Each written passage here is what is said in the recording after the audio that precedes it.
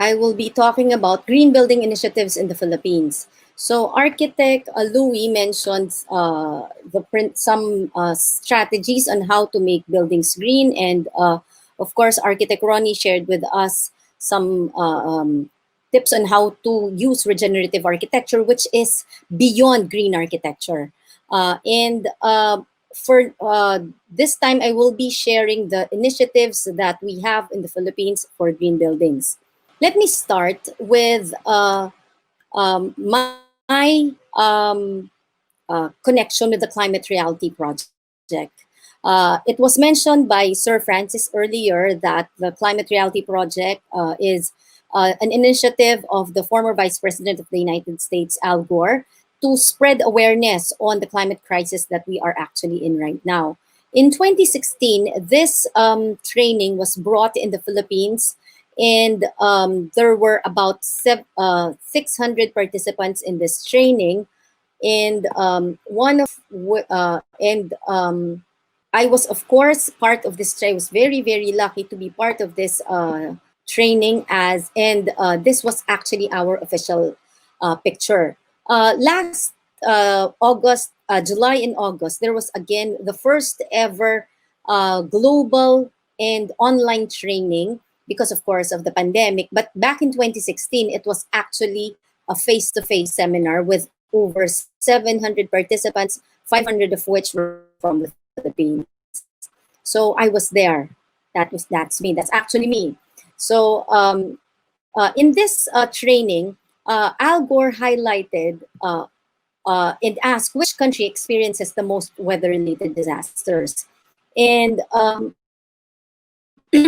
the answer to this, of course, which actually surprised me, and of course, naisip ko parang ang dami naman pwede mag-top ng Pilipinas. Dito pa tayo nag-top sa, pwede naman tayo sana mag-top sa pinakamagagandang babae, pinakasarap na pagkain. Dito pa sa pinakamaraming number of weather-related major events. And can you imagine, in not even 10 years, we've experienced 300 of these, over 300 of this. This is, of course, because we are located along the Pacific Ring of Fire, where 75% of the world's active and dormant volcanoes are located and 90% of the world's earthquakes are felt.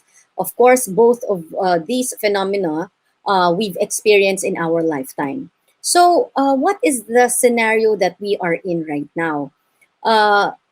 Because of rapid urbanization, there is a need for a lot of buildings. And also, these buildings would require energy, and we have, they say, the highest cost of energy in Asia, one of the highest of the developing countries. And of course, like I mentioned, we are in the midst of a climate crisis, and right now, kaya nga tayo nandito ngayon, dahil pandemic.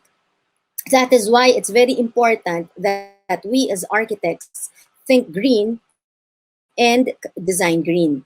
So what are green buildings? Architect Louis discussed what green buildings are, but let me just give a definition. Ang green buildings now, these are high-performance buildings that are less taxing to the environment. They're concerned for the natural resources, better in environmental and energy performance, and they are after the welfare, the productivity, the comfort, and the health of the occupants.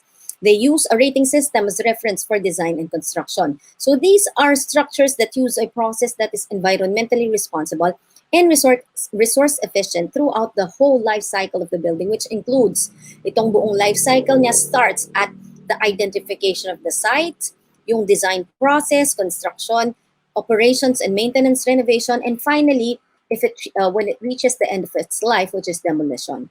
So like I mentioned, these green buildings, they use a system as a rating system as a reference